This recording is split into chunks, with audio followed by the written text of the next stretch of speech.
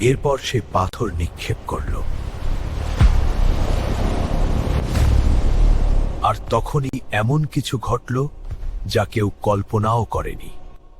যে রাস্তা বন্ধ ছিল, আল্লাহর ইচ্ছায় তা আবার খুলে গেল। সে দ্রুত সেই ধর্মযাজকের কাছে ফিরে গেল এবং পুরো ঘটনা তাকে জানালো। ধর্মযাজক বুঝতে পারলেন এই যুবকের জন্য আল্লাহ বিশেষ কিছু নির্ধারণ করেছেন। তিনি বললেন, তুমি খুব শীঘ্রই পরীক্ষার সম্মুখীন হবে, কিন্তু যদি কখনো বিপদ আসে আমার কথা কাউকে বলো না। এরপর ধীরে ধীরে মানুষের মধ্যে ছড়িয়ে পড়ল সেই যুবকের কথা।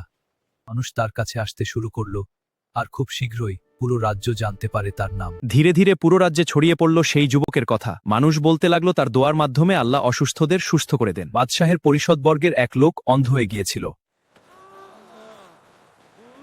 তার সংবাদ সে শুনতে পেয়ে বহু হাদিয়া ও উপটকন নিয়ে তার নিকট আসলো। সে বলল, তুমি যদি আমাকে সুস্থ করে দাও, এই সব উপহার তোমার হবে। যুবক বলল, আমি কাউকে সুস্থ করতে পারি না, আরোগ্য দেন একমাত্র আল্লাহ। যুবক বলল, আপনি যদি আল্লাহর উপর ঈমান আনেন তবে আমি আল্লাহর কাছে দোয়া করব। অবশ্যই সেই ব্যক্তি আল্লাহর উপর ঈমান আনলো, আর যুবক তার জন্য দোয়া করল। আর আল্লাহর ইচ্ছায় সে আবার দেখতে শুরু করল। পরদিন যখন সে রাজদরবারে ফিরে এলো, রাজা বিস্মিত হয়ে গেল।